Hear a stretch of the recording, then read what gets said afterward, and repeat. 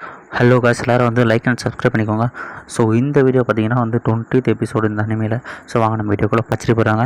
So அதுக்கப்புறம் red என்ன பண்ணாங்கன்னா, தூக்கம் வருதுன்ட்டு ஹீரோ ஒரு தோள்படியிலே சேர்ந்து தூங்க ஆரம்பிச்சிட்டாங்க. ஸோ ஹீரோயின் நானும் தூங்குறேன் அப்படின்ட்டு 2 பேருமே அவங்க தோள்படியில் மாறி மாறி ஆள் ஒரு பக்கம் வந்து தூங்க ஆரம்பிச்சிட்டாங்க. ஸோ வந்து இது இப்படியே போகும்போது நம்ம ஃப்ரெண்டுக்காரனும் அவங்க கூட ஒரு பையனை வந்து பேசுகிறாங்க. இந்த மாதிரி நான் பாபிட்டு இந்த முயலை வந்து வெந்துருச்சு அப்படின்னு 2 பேரும் உடனே சாப்பிட்லான்ட்டு வேகமாக போகிறானுங்க. ஸோ உடனே ஹீரோ இருந்துச்சு, அதை யாரும் சாப்பிடாதீங்க, அதில் வந்து பாய்சன் ஆக்கப்பட்டிருக்கு, அது வந்து பாய்சன் நேரம் வச்சுருக்காங்க அப்படின்னு சொல்லிட்டு 2 ஹீரோயின்ஸும் போகிறாங்க. ஸோ இதோட வந்து இந்த எபிசோட் முடியுது. ஸோ நெக்ஸ்ட் எபிசோட ஸ்டார்டிங் பார்த்தீங்கன்னா 21th எபிசோட். ஸோ இந்த எபிசோடோட ஸ்டார்டிங்லேயே வந்து நம்ம ஹீரோ அந்த இடத்த காட்டுறோம். அவங்க வந்து கொஞ்சம் ரெஸ்ட் ரூம் போயிட்டு வந்துட்டுருக்காங்க. ஸோ நம்ம ஹீரோ வந்து நோட்டீஸ் பண்ணால் அங்கே வந்து ஒரு கோஸ்ட் அவங்களை அட்டாக் பண்ணாது. ஹீரோவும் போய் தடுத்துட்டு 2 பேருமே விழுந்துடுறான். இதை பார்த்தோன்னே என்னடா பண்ணுற அப்படின்னு கேட்குறாங்க.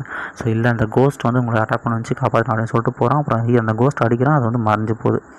ஸோ யோசிச்சிட்டே இருக்கும்போது போச்சு, அவங்க எல்லாருக்கும் என்ன ஆச்சோ அப்படின்ட்டு ஞாபகம் வருமே. ஸோ எல்லோரும் வாங்க உடனே போகலாம் அப்படின்ட்டு போகிறாங்க. ஸோ அங்கே போய் பார்த்தீங்கன்னா அந்த ஹூடிஸ் போடுவாங்க இருக்கான். அங்கே அந்த ஹூடிஸில் யார் இருக்கான்னு பார்த்தீங்கன்னா நம்ம வந்து மாஸ்டர்.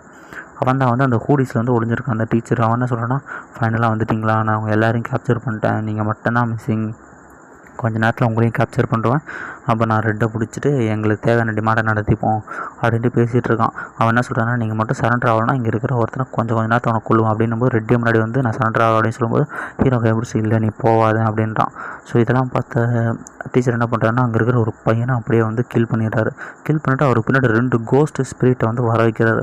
ஸோ இதை பார்த்தீங்கன்னா கோஸ்ட் ஸ்பிரிட்டாக கண்டிப்பாக இது வந்து 5th லெவலில் இருக்கும், நம்ம என்ன பண்ண போகிறோன்னு தெரியல அப்படின்ட்டு பேசும்போது அவங்க ஒரு பிளான் பண்ணுறாங்க. சரி ஓகே, பிளான் பண்ணிட்டு ஹாலுக்கு பக்கம் போயிட்டு நம்ம ஹீரோ 2 கோஸ்ட்டையும் பார்த்துக்கிறான்.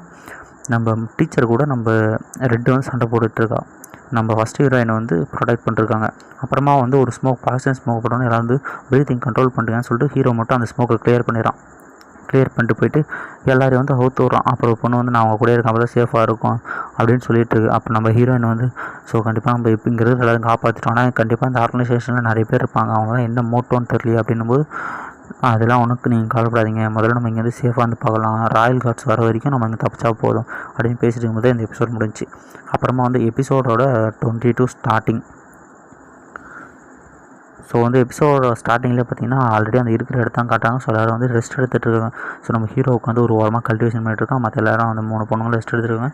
ஸோ நம்ம ஃப்ரெண்டுக்காரன் மட்டும் எந்த வரான், இது வந்து இந்த மாதிரி வந்து உன்கிட்ட கொஞ்சம் பேசணுண்டா, தனியாக வாடா அப்படிங்கிறான்.